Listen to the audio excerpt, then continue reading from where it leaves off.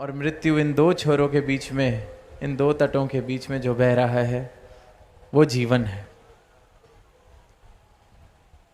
वो जीवन जो हम सबको अवसर मिला है जीने का। जन्म लिया तो जाहिर सी बात है मृत्यु भी एक दिन आएगी, क्योंकि अगर एक नदी को देखते हैं जिसका एक किनारा है तो दूसरा किनारा तो होना लाजमी है, वरना नदी हो नहीं सकती। नदी है ही वो जिसके दो किनारे हैं। इसी प्रकार जीवन भी वही है जिसके ये दो तट, दो किनारे, जन्म और मृत्यु। अक्सर हम कहते हैं कि जन्म शुरुआत है, मृत्यु अंत है, पर सही ठीक ठीक आंखें खोलकर अगर देखेंगे तो जैसे नदी के भी दोनों तट बराबर साथ ही चलते हैं, ये जन्म और मृत्यु भी साथ चल रही है। एक एक पल में एक एक श्वास हम जो ले रहे हैं, ये जीवन उतना ही कम होता जा रहा है। ये शुरुआत और अंत नहीं, ये साथ साथ ही चल रही है। जन्म है तो मृत्यु ने होना है। एक एक दिन इंसान ये जो यात्रा कर रहा है, एक एक दिन, एक एक श्वास बहुत कीमती, ये जीवन बहुत कीमती है। अब ये एक एक मानव के हाथ में है कि जो उसका जीवन है वो गंगा की तरह पवित्रता प्राप्त करे। जैसे हम कह रहे हैं कि कितनी पवित्र ये नदी, कितनी इसकी पावनता, शीतलता का हम जिक्र करते हैं, पढ़ते हैं, कितने भाव जुड़े हुए आस्था वाले।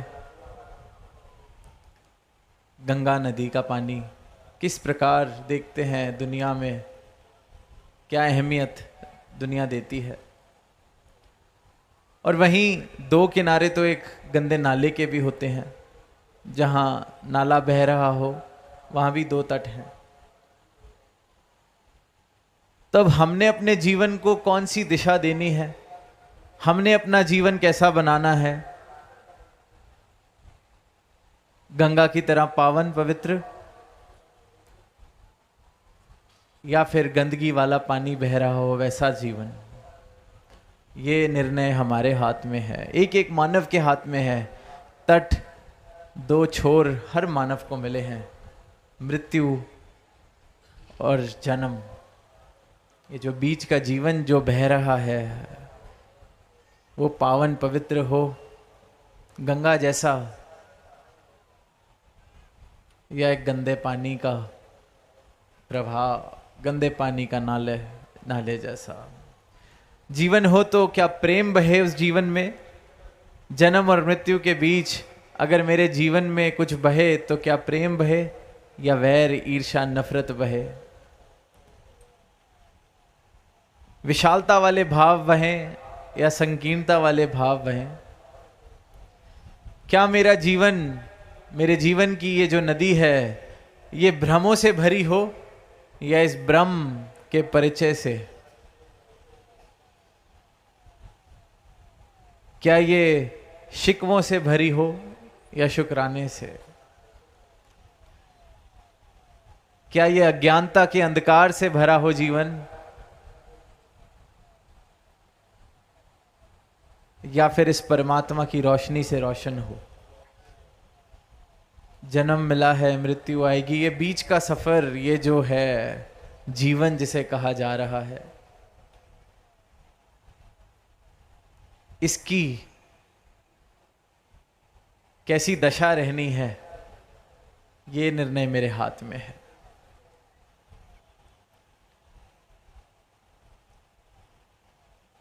बचपन में पढ़ने को मिला था कि सम्राट अशोक जब कलिंगा का युद्ध हुआ, उन दृश्य को देख के, इतनी हिंसा को देख के, इतना नुकसान देख के, इतनी पीड़ा देख के, कहते हैं उन्होंने उसके बाद शस्त्र ढाल दिए। उनको कोई जीवन में ऐसी प्राप्ति हुई कि फिर भगवान बुद्ध की शिक्षाओं के साथ उन्होंने अपना मेल बना लिया। अहिंसा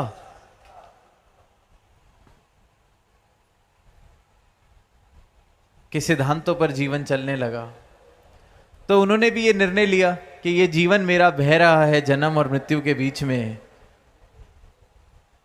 क्या इसमें यही सब चलता रहेगा? युद्ध, पीड़ा, किसी की जान लेना, किसी को नुकसान पहुंचाना। पर परिवर्तन किया जब ये भाव आए मन में कि ये जीवन तो अभी बह रहा है, इसको जीते जी बदला जा सकता है। तो वहीं उन भावों को अपना लिया कि अहिंसा परमो धर्मा, जिसे कहा जाता है कि परम धर्म अहिंसा है। यही भाव युगों युगों से बताए जा रहे हैं, सिखाए जा रहे हैं कि इस परमात्मा को प्राप्त करो और अहिंसा का मार्ग। और अहिंसा हमें लगता है कि किसी को मैंने अगर हाथ उठाया तो हिंसा है, किसी को मैंने कुछ उठा के पत्थर मार दिया तो हिंसा है, पर किसी का दिल दुखाना भी हिंसा है, किसी के हृदय को ठेस पहुंचाना हिंसा है, किसी पर जोर जबरदस्ती करना हिंसा है, किसी को दुख पहुंचा रहे हैं तो हिंसा है। तो सही मायनों में अहिंसा परमो धर्मा का भाव ये हुआ कि हम ये प्रयास करें कि हमारे कारण किसी को दुख ना पहुंचे, हम दुख ना पहुंचाएं, हम सब में इस ईश्वर के दर्शन कर सकें। पर उसके लिए अनिवार्य है कि मुझे पहले ईश्वर के दर्शन करने पड़ेंगे। ईश्वर क्या है, परमात्मा क्या है, इसका राज जानना पड़ेगा। अपनी इन आंखों से जब मैं इस ईश्वर के दर्शन करता हूं तो फिर जर्रे जर्रे में भी ये ईश्वर दिखता है और हर इंसान में, हर मूरत में ये ईश्वर दिखता है। तो फिर आसान हो जाता है कि किसी को मैं दुख ना पहुंचाऊं, क्योंकि सब में अपना रूप देखने लगता हूं, अपने रूप की पहचान मिल गई कि मैं इस ईश्वर का अंश हूं, सामने वाला भी ईश्वर का अंश है। तो ज्ञान की दृष्टि से देखें तो मुझ में और सामने वाले में अंतर क्या हुआ? ये तो अज्ञानता वाली दृष्टि थी जो जात मजहब की दीवारें बना रही थी। ये तो अज्ञानता वाली दृष्टि थी जो ऊंच नीच के भाव, जात के भाव, कुल के भाव, कुंभ के भावों पर नफरत कर रही थी। पर ये गुरु के ज्ञान की जो दृष्टि मिली है, नजर मिली है, उससे तो ये समझ आ गया है कि फर्क क्या है। जिसने मुझे बनाया उसने ही सबको बनाया है। जो मुझ में बस रहा है वही परमात्मा सब में बस रहा है। जिसमें मैं बस रहा हूं उसी में सब बस रहे हैं। तो फर्क क्या हुआ? फिर अहिंसा वाले भाव स्वाभाविक हो जाते हैं। खुद को कोई कैसे दुख पहुंचाए, खुद का कोई कैसे नुकसान करे। अहिंसा परमो धर्मा, किसी का हृदय ना दुखाएं। अपना सुख चाहते हैं तो किसी को दुख ना पहुंचाएं। अब हम जब संसारिक दृष्टि से देखते हैं तो बड़े सौदेबाजी वाली बात लगती है कि मैं किसी का नुकसान नहीं पहुंचाऊंगा, वो भी मेरा नुकसान नहीं करेगा, क्योंकि इंसान ने हर चीज मुनाफे और नुकसान में बांध ली है। तो इन भावों को भी इसी तरीके से सोच लिया है कि इसको मैं कुछ नहीं कहूंगा, ये मुझको कुछ नहीं कहेगा। पर हृदय में मेरा पूरा पूरा इरादा है कि अगर इसके अंदर समर्था खत्म हो जाए मेरा नुकसान करने की, तो मैं इसको दुख जरूर पहुंचाता। तो फिर मन में अहिंसा कहाँ आई? मन में तो भाव है कि बस ये मेरा कुछ ना कर सके, फिर इसको मैं नुकसान पहुंचाता हूं। इसे अहिंसा नहीं कहा जा सकता। ये तो कह लीजिए या सौदेबाजी है या कायरता है। डर है कि मैं कुछ करूंगा ये मेरा कुछ कर देगा, इसलिए शांत बैठा हूं। अहिंसा तो वो हुई कि हृदय में प्रेम है, हृदय में नुकसान वाले भाव नहीं। और जब हृदय में प्रेम आ जाए, किसी को दुख पहुंचाने वाले भाव ना हो, दुख पहुंचाने वाले भाव खत्म हो जाएं, तो जो बचेगा वो सुख है, जो बचेगा वो आनंद है। सौदेबाजी वाले आनंद की या सुख की बात नहीं की जा रही कि दुख पहुंचाओगे तो सामने वाला दुख देगा। तो उस हिसाब से जो तो निर्बल है, जिसका शोषण किया जा सकता है, उसको तो दुख पहुंचाया जाए, क्योंकि ये बेचारा क्या कर लेगा। पर इससे कोई सुख की हासिल नहीं होने वाला। सुख उस भाव में है कि मन में मेरे प्रेम, मन में मेरे सुख पहुंचाने वाले भाव, किसी को दुख ना पहुंचाने वाले भाव हैं। और जब हम किसी को दुख देते हैं तो किसी और ने आके हमें दुख नहीं देना, उसी पल में हम खुद को दुख दे रहे होते हैं। सदगुरु माता जी अक्सर कहते हैं, कोयला उठा के फेंकेंगे किसी की ओर तो हाथ अपना जलता है। वो हाथ जो जल रहा है वही दुख है। किसी ने आगे आके कोई गणित बता के हिसाब किताब करके दुख नहीं देना। दुख तो मैं खुद दे रहा हूं जब किसी और को दुख देने की चेष्टा करता हूं, मैं खुद को दुख दे रहा हूं। तो सही मायनों में अहिंसा वो अहिंसा नहीं जो डर के कारण की जा रही है, वो तो हृदय में हिंसा ही भरी हुई है। हृदय में प्रेम है, हृदय में ये भाव है कि मैंने दुख नहीं पहुंचाना, क्योंकि इस परमात्मा के दर्शन में कर रहा हूं सब में, इस ईश्वर के दर्शन में कर रहा हूं सब में। तो ये जीवन है जिसको कहा जा सकता है कि रूपांतरित हुआ। इस जीवन में बदलाव आए। कहाँ मैं मेरी के भावों में था, कहाँ ऊंच नीच के भावों में था, कहाँ किसी को छोटा दिखाने के लिए नुकसान पहुंचा रहा था, पर अब हृदय में प्रेम है। तो मेरा जीवन ऐसे प्रेम की तरह बहे, जन्म और मृत्यु के बीच सिर्फ और सिर्फ प्रेम बहे, ये चुनाव मेरा है। मेरा जीवन भी गंगा की तरह पावन हो जाए, ये चुनाव मेरा है। अवसर तो सबको मिला है, बड़े भागों से मिला है ये मानव जन्म, क्योंकि इसमें हम चुनाव कर सकते हैं कि ये जीवन किस तरह से बहेगा। एक बच्चा स्कूल में रोज जो प्रार्थना होती है उसमें सुनता था कि ईसा मसीह ने कहा है कि सबको प्रेम करो, अपने पड़ोसी को प्रेम करो, अपने पड़ोसी को प्रेम करो। जैसे भी हम कहते हैं लव दाई नेबर, प्रेम ही धर्म है। सब ने सुनी है ये बात, लव दाई नेबर, अपने पड़ोसी को प्रेम करो। रोज सुनता था। एक दिन घर से लौट रहा था तो देखा कि रास्ते में कोई चोट खा के गिरा हुआ है। अब वो देख रहा है आसपास से 25, 50, 100 लोग गुजर गए, किसी ने उसकी मदद नहीं की। और जिनके साथ वो चल रहा होता है वो कहता है कि क्या ये किसी का भी पड़ोसी नहीं, क्या इसको कोई प्यार नहीं करता, कोई इसकी मदद करने क्यों नहीं आ रहा। जिसको चोट लगी है क्या वो कहीं अकेले एकांत में रहता है, कोई इसका पड़ोसी नहीं।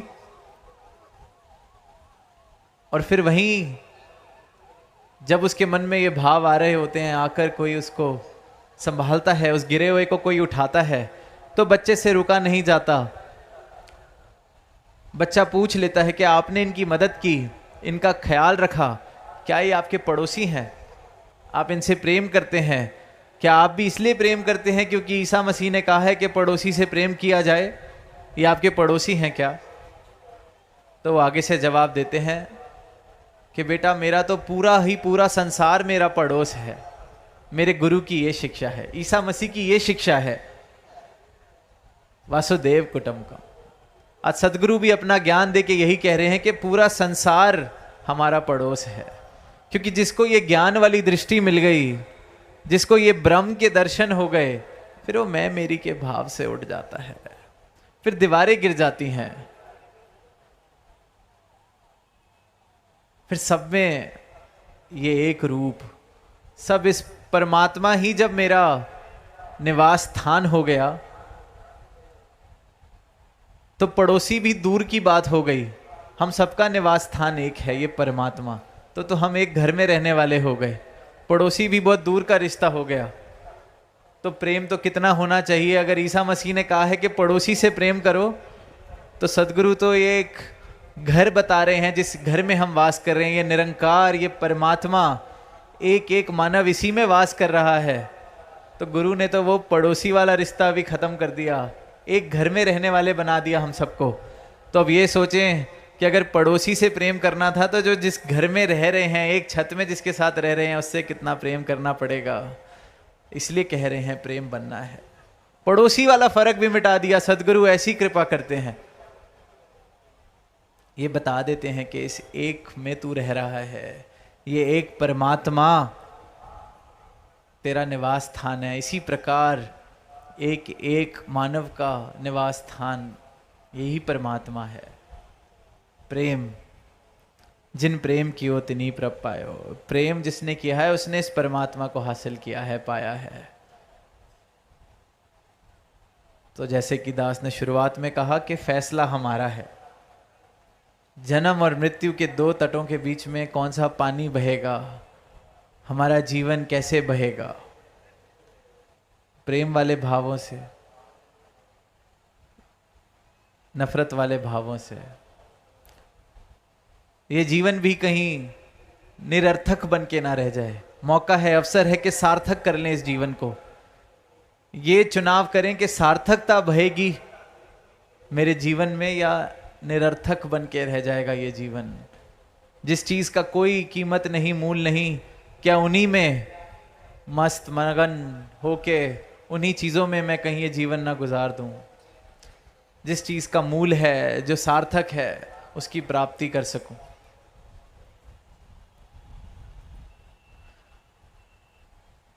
भक्ति में कहते हैं कि जिसने समर्पण किया उसने आनंद लिया। तो ये हमने चुनाव करना है कि मैंने अहंकार बहेगा जन्म और मृत्यु के बीच में, या समर्पण के भावों से अहंकार को तज कर मैं इस निरंकार को प्राप्त करूंगा। आर्यभट्ट का जिक्र हुआ तो कहते हैं कि उन्होंने ही शून्य का आविष्कार किया था। गणित में जो संख्या है शून्य, उसका आविष्कार आर्यभट्ट जी ने किया। तो जब जब आध्यात्मिकता में शून्य की बात होती है तो अक्सर ये कहते हैं कि खुद को शून्य कर लें। खुद को शून्य जिसने किया वो फिर बस इस जीवन में ये एक रह जाता है, ये परमात्मा। खुद को मैंने शून्य कर लिया मतलब अपना अहंकार तज दिया, अपनी मैं को तज दिया, तो सिर्फ ये शेष रहता है, ये एक रह जाता है, ये एक परमात्मा। इस प्रकार से अपनी मैं को खत्म करा कि मुझ में और इस परमात्मा में भी फिर कोई फर्क नहीं रहता। राम कबीरा एक भय कोई ना सके पहचानी, क्योंकि खुद को खत्म कर लिया। जैसे ये नदी जो बह रही है जाके समुद्र में मिल जाए तो फिर कौन बताएगा कि कौन सा पानी नदी से आया था, कौन सा पानी समुद्र का था। राम कबीरा एक बहे, पर खुद को शून्य करना पड़ेगा। एक होने के लिए खुद को शून्य करना पड़ेगा। और जो जो शून्य करने के लिए राजी हुआ है, जिसने सदगुरु के चरणों में ये सर झुकाया है, खुद को शून्य किया है, अपनी मैं को छोड़ दिया है, फिर वो ये निरंकार, खुद ही निरंकार वाला रुतबा उसका हो जाता है। ब्रह्म ज्ञानी आप निरंकार।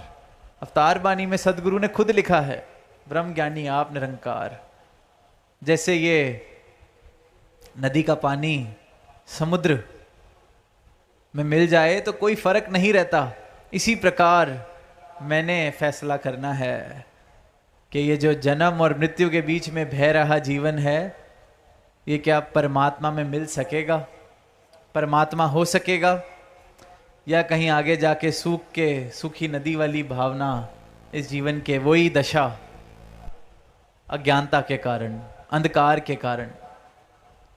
और बड़े दुख की बात है कि इंसान खुद को पहचान नहीं पाता, खुद को ये शरीर ही मान के बैठा है, खुद को सिर्फ और सिर्फ ये जो दुनियावी चीजें हैं इनको हासिल करने में लगा हुआ है।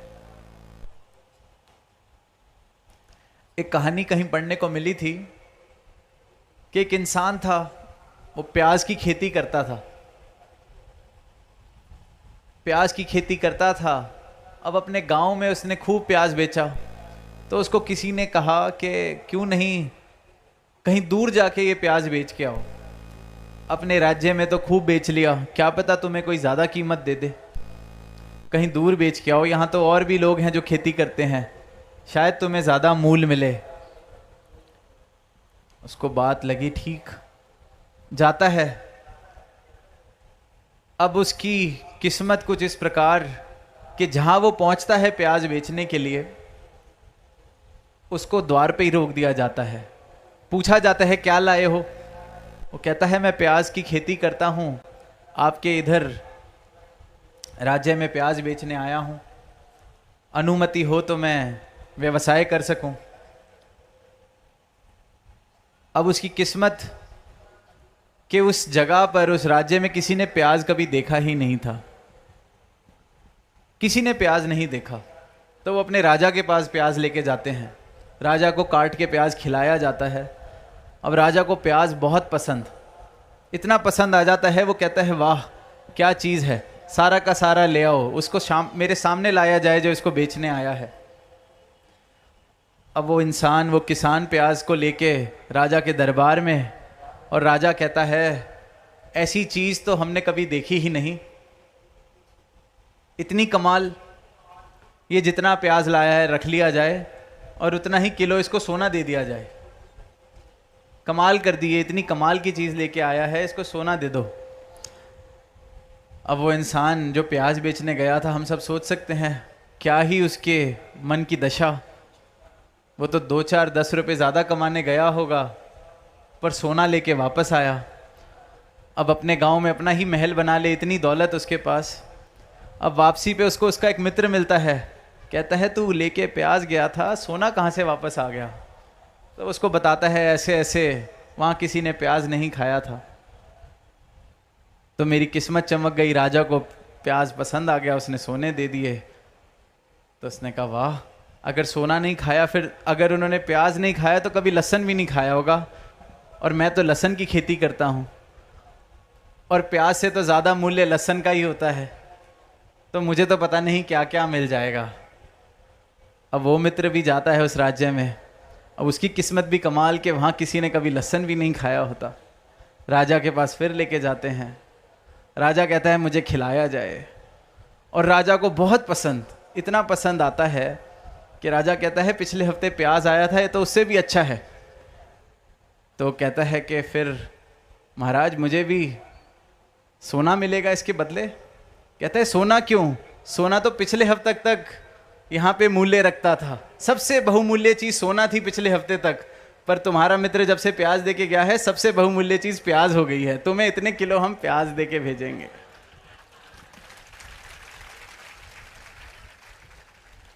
सोना क्यों देंगे, उसको सबसे बहुमूल्य चीज़ दी थी जब वो आया था, तुम्हें भी सबसे बहुमूल्य चीज़ देंगे। अब हमारे राज्य में सबसे बहुमूल्य चीज़ है प्याज। साथ संगत दास को भी हंसी आई थी, पर इंसान भी यही कर रहा है, सोना लेने जाता है, प्याज लेके आ जाता है। ये जीवन सोने की प्राप्ति के लिए मिला है। उस कहानी में तो उस बेचारे की किस्मत खराब थी, उसको किसी और ने प्याज पकड़ा दिया। यहाँ तो हम खुद हाथ से सोना फेंक के पीतल उठाते हैं, प्रेम को छोड़ के नफरत चुनते हैं, प्रेम को छोड़कर ईर्ष्या वैर चुनते हैं, प्रेम को छोड़ के रिश्तों में प्रेम भरने की जगह हम दूरियां भर लेते हैं। वहां तो किसी और ने प्याज दे दिया, यहां तो हम रोज वो मूर्खता कर रहे हैं। खुद परमात्मा बनने का अवसर मिला है परमात्मा को प्राप्त करके मानव जन्म में, पर हम हैवान बन रहे हैं, अपनी पहचान नहीं है इंसान को। वहाँ तो किसी और को दोष दे सकता है वो लहसुन बेचने वाला कि किसी और ने मेरा नुकसान कर दिया, यहाँ हम किसको दोष देंगे? ये बाजी अगर इंसान हार जाता है तो सिर्फ खुद को ही दोष दे सकता है कि ये जन्म और मृत्यु के बीच में अगर गंगा नहीं बही मेरे जीवन में तो सिर्फ और सिर्फ दोष मेरा है, क्योंकि मैंने चुनाव ठीक नहीं किया। मैंने सोना छोड़ के पीतल उठाया, पीतल भी नहीं उठाया, मैंने मिट्टी उठाई। परमात्मा, शाश्वत अविनाशी परमात्मा मैं प्राप्त कर सकता हूं, पर मैं यही भौतिकता की दौड़ में ऐसा मगन, ऐसा पागल कि अपनी मूर्खता ही नहीं देख रहा। कोई और मूर्खता करता है तो मुझे हंसी आती है, पर अपनी मूर्खता में देख नहीं पाता। जीवन इस गंगा की तरह पावन पवित्र, पर मैंने सुखा के बंजर कर लिया है। मृत्यु से पहले मृत्यु जैसी दशा हो गई है, क्योंकि हृदय में प्रेम नहीं है, हृदय में विनम्रता नहीं है, हृदय में एक दूसरे के लिए सत्कार नहीं है, हृदय में जात पात के रोग आ गए हैं, हृदय में ऊंच नीच के रोग आ गए हैं।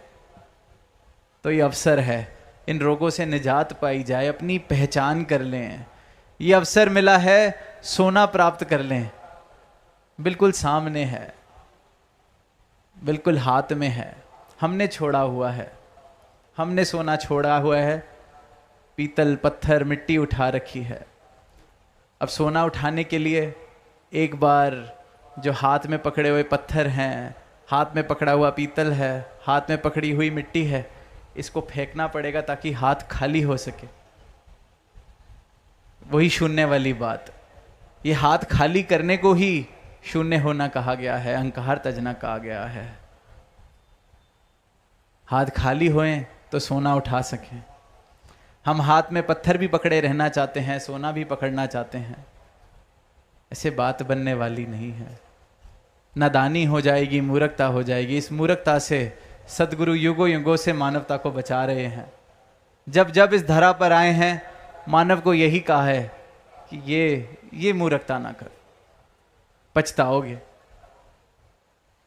तो उपदेश देते हैं, संदेश देते हैं, पर चुनाव मानव का है, क्योंकि स्वतंत्रता देके भेजा है परमात्मा ने इंसान को। प्रेम जबरदस्ती नहीं कराया जा सकता, इसी प्रकार ये परमात्मा से प्रेम जबरदस्ती नहीं कराया जा सकता। मैं तैयार हो जाऊं अपने हाथ से पीतल पत्थर कंकड़ छोड़ने के लिए, तो सोना तो सामने ही है, उठाने के लिए हाथ खाली करने पड़ेंगे। तो आज यहाँ पटना गंगा तट पर यही अरदास कि जन्म मिला है, मृत्यु भी आएगी, पर बीच में ये जो जीवन बह रहा है ये गंगा की तरह हो सके। यहाँ परमात्मा प्रवेश कर सके, एक एक मानव जीवन में भक्ति वाले भाव प्रवेश कर सकें, प्रेम प्रवेश कर सके। हर एक इंसान सिर्फ और सिर्फ प्रेम दे, प्रेम का व्यापार हो, सिर्फ और सिर्फ प्रेम हो। और प्रेम का व्यापार का मतलब ये नहीं कि किसी से कोई फायदा उठाना है इसलिए प्रेम किया जाए।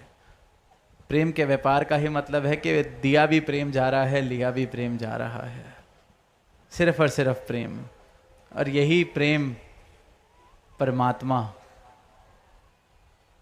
तक पहुंचाता है और मुझे परमात्मा बनाता है। ढाई आखर प्रेम के पढ़े सो पंडित होए। तो यही अरदास दातार से कि एक एक मानव, ये जो जीवन मिला है, ये बाजी मिली है, ये बाजी हार ना जाए। ये बाजी जहाँ सोना प्राप्त हो सकता है, वहाँ कंकड़ पत्थर मिट्टी पीतल सिर्फ यही इकट्ठा करता ना रह जाए। हर मानव सोने की प्राप्ति का हकदार है।